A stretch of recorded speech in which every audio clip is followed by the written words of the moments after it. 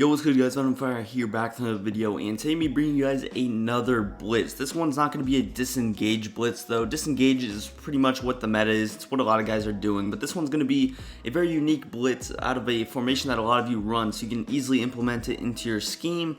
It's going to be out of the big nickel over G. It's going to be a little edge heat blitz. Now again, big nickel over G, it's what a lot of guys run because it's very sound against the run as well as has good pass coverage behind it. But yeah, I'm going to be showing you guys a blitz. Now I'm in the Kansas City Chiefs defensive playbook. Multiple defense does not have it, I believe. But yeah, one thing for the blitz, you obviously want one of your fastest corners. So we got Fabian Moreau right here. He has 94 speed. You want him obviously on the edge. He's going to be the one rushing. And again, out of the big nickel, you can obviously get safeties here at the linebacker spot. So I threw Apke and Curl right there. One thing about the big nickel over G formation for some of the backside adjustments is that you want to be in the slot cornerback package. What that does is it gives you normal adjustments. Originally in big nickel over G, you get these weird adjustments where you can throw like a slot corner into deep half on the right side or whatever. This just gives you the normal adjustments, which is what you want. Now again, the player running today is strong safety blitz 3. You see it's already got that built-in cover 3 shell as well as that corner rushing off the edge. We're going to call that.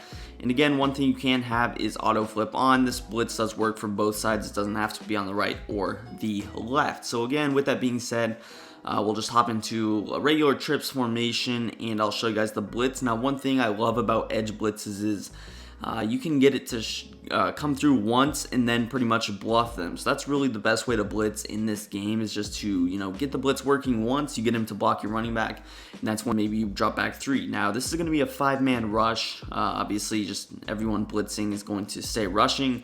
You're going to have to do a little bit of something weird with your user to get the pressure though, which is going to be might be a little bit difficult for some of you guys, so I would recommend going practice mode before just hopping in online. If you mess up the blitz, you're rushing 5, you only got 6 people in coverage, it could get a little bit bad. So with that being said, we'll hop into the adjustments. What you want to do is, first off, you're going to contain RB and RB, then you're going to pinch your D-line, and then you're going to slant inside. So you see, even though I contain on the first, now there's no contains. The reason that there is no contains is because you got to move your cornerback in. Now he's on a contain. And just the reason I do that is because I don't want the guy on the right in a contain, that DN, Montez Sweat, in a contain. So that's why I contain, and then I slant inside after it. Obviously, make sure you pinch your D-line as well. The player we're going to be using today is going to be this player on the right side. So he's going to be opposite of the blitzing cornerback. If he was on the blitzing off the right edge, you would be using him. In this case, we're using Apke. Now again, the place you want to be with your user in is going to be in this little gap. Now make sure you hover. This is not going to be an engage blitz. What I mean by that is a lot of times for some of these edge blitzes, you would just like engage with the lineman. This one you don't have to, but you do have to hover. So make sure that you're hovering in between this gap, but you actually want to be closer to the DN. So right around here is a good spot. And then right when the ball is snapped, what you want to do is sort of hold that left trigger to strafe and just move to the left side a little bit. And then you will see it's going to free somebody up. So again, I'm going to snap the ball and boom, I sort of drag over to the left. But you see, I never really engage with anybody. We get that very quick pressure. We got 94 speed coming off the edge. And I actually want to show you the replay. Now, something weird that happens with this blitz is sometimes if that slot corner doesn't actually get the pressure, then one of these players, one of these D tackles will actually disengage, get a little disengage animation. But take a look at what I'm doing with my user here in Troy Apke. You see I snap the ball and then I'm strafed up and I sort of just shift to the left. I'm not really doing anything, but pretty much what that does is it's just going to prevent the left tackle from picking up the cornerback. You see he actually doesn't even pick up the DN either, which is why the left guard shifts. Again, it's just a split second that you're occupying that offensive lineman. I believe it's the right guard you occupy for like a second. You see he's staring at me for a second on the right side. And with that, the left tackle does not have enough speed or agility to get to that cornerback.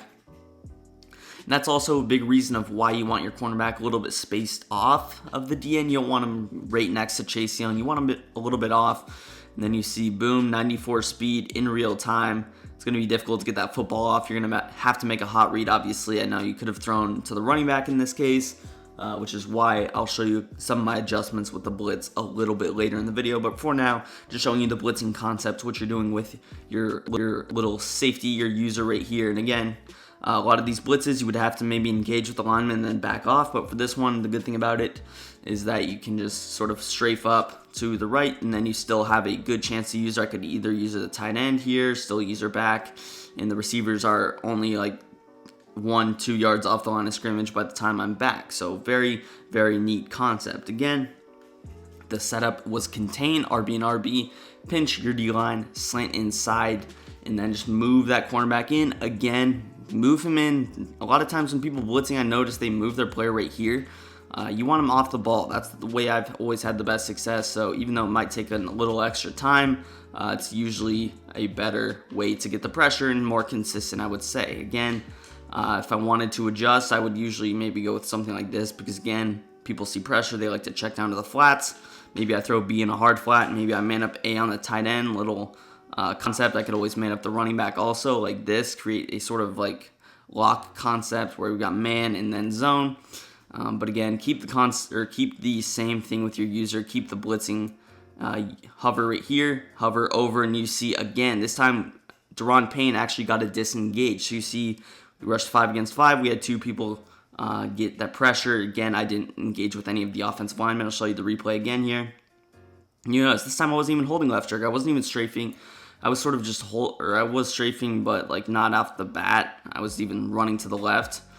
You notice that this player disengaged with that right guard, and he consistently got like 2 disengages. Take a look at these 2 players right here. You notice Chase Young disengaged off the left tackle, and then Deron Payne, he's going to disengage off the left guard and actually get pressure, although he did get bumped.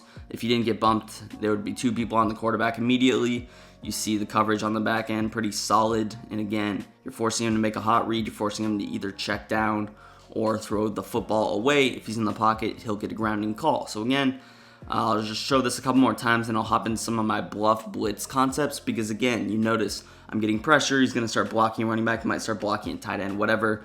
And in the case he actually blocks the running back, you should be able to pick it up unless you get that disengage animation. So there's no point to continue to blitz if he's blocking his running back. That's when you rush 3 and then you get him, setting 4 routes out against your 8-man coverage. But again, same concept. Contain, pinch D-line, slant inside, move that DB in, and again, make sure that corner has speed. That's the only stat that's really going to matter. Now, one thing I will say is that this blitz, I guess it wouldn't be 100% guaranteed. I have had it not work a couple of times, but for the most part, it gets pressure very consistently. Just doing this concept again, when it's sometimes relying on your user, it's obviously never going to be 100%.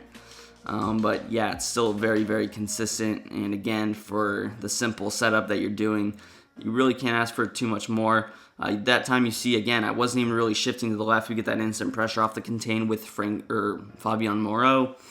And yeah, I'll show it one more time really quickly. Again, it's a very quick setup also. And again, if he quick snaps you, you still will have just a stock cover 3. But again, I prefer to get an adjustments off. Obviously, it will depend on the offensive formation that your opponent is actually running, but still very consistent. You see again, that time it looked like Deron Payne was getting a disengage. We still get the very quick pressure, and yeah, there's probably not a blitz in the game that's faster. Disengage blitzes take a lot longer than this one, and that's definitely a nice thing to have. Again, you can always mix in this play. You don't have to call it every play. I could always run a stock cover 3, cover 2.